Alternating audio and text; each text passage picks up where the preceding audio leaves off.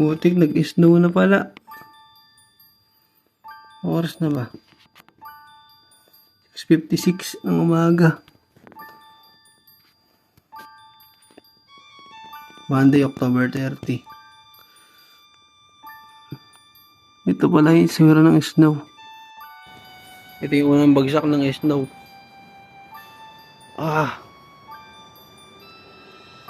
Pagkagising ko, sinat ako ni Sir Nel na baba ko daw itong trapal. Dahil nag-i-snow na. So, ito na nga yun, no. Putik na yan. Lamig.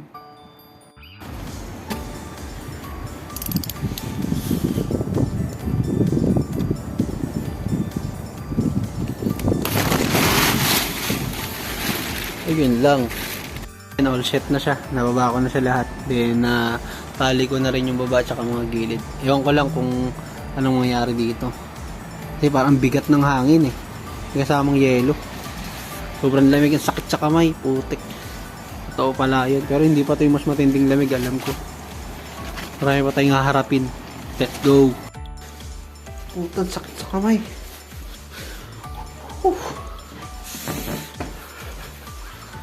Sakit sa kamay. Visit.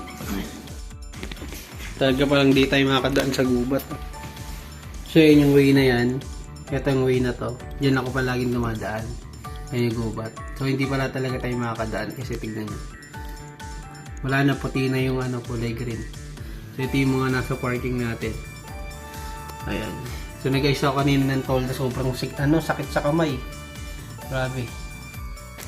Time check. 7:28 AM. So alas 12 pa naman pasok ko. Alas 10 tayo magsisimula. Natutulog na muna siguro ako. Nakabantay naman yung GoPro ko kung ano naman yung mangyari dyan sa labas. So nag-iisip ako, nagtatanong kung malamig rin ba sa loob ng bahay namin. Bale hindi po. Kasi mayroon tayong heater dito. Yan. Pinapagana namin yan kada mag-winter. So siya yung nagbabalance ng init o lamig dito sa loob ng bahay namin. Kaya dapat walang bukas na bintana. Kasi lumalakas ang konsumo ng kuryente niya once na may nakabukas ng mga bintana or may pumapasok na lamig. Kasi dahil nga binabalance niya, kung mas malamig yung papasok sa bahay namin, habulin niya yung temperature nun, titimplahin niya. Kumbaga, ibabalance niya ng init, kaya tataas yung konsumo ng kuryente, kaya dapat walang nakabukas na bintana. Kasi gumagana ngayon yan na mainit to. Good morning. So, time check natin. 9:04 AM. Kaagising ko lang ulit. So, update tayo. Ito na yung snow. Feeling ko, pagdating ng hapon, puno na to. Kasi tuloy-tuloy pala talaga yung bagsak ng snow na to. Non-stop show. Ready na tayo papasok at magagamit na natin itong ating pangmalakasan. Makita natin kung ano yung performance niya. Tara na, pasok na tayo.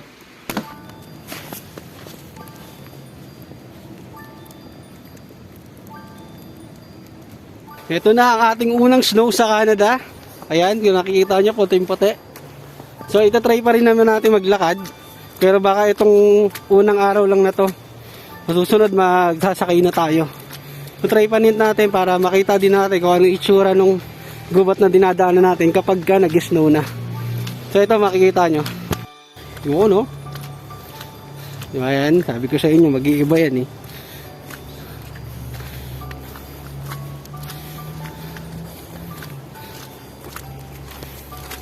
So ito pala yung snow guys. Yun o. Yun o, yelo talaga yung bumabagsak galing langit. Napaka-inosente ko ngayon. Parang bata ako ngayon dahil dito sa nangyayari ngayon.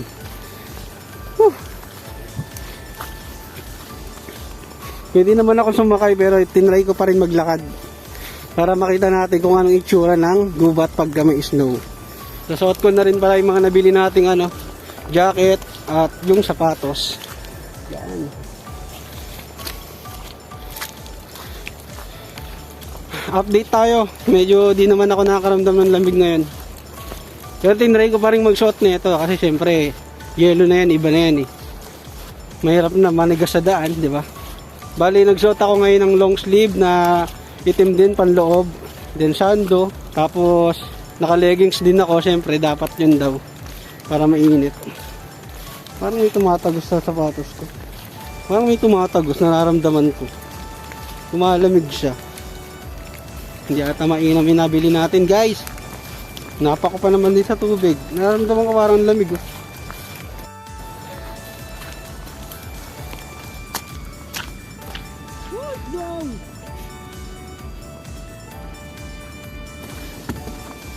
Ito, matutabunan na ng snow yan sa susunod na araw. Puting-puti. Kauban yung mga ano. Eh, syempre, malamig yung yelo. Tataob talaga yan. Ganda.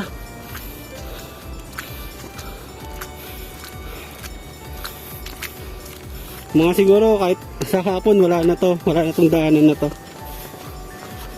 Pero feeling ko may naglilinis sa kanya. Oh. Kasing way na to yung walang ganong snow. Actually itong sapatos ko hindi lang siya waterproof. Bali may spike din siya sa ilalim para sa yelo. Para di ka mag-slide.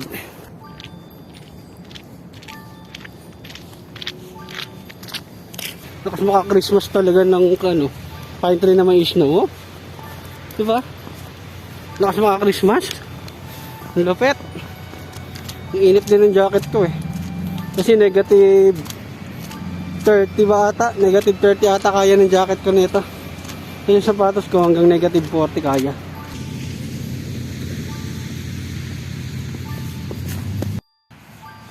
Oh, lalim oh. Ngayon pa lang yan. Dito na tayo sa ating work. Dito tayo sa ating trabaho.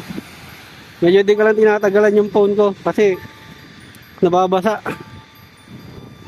Kailangan mag-upgrade na. Char.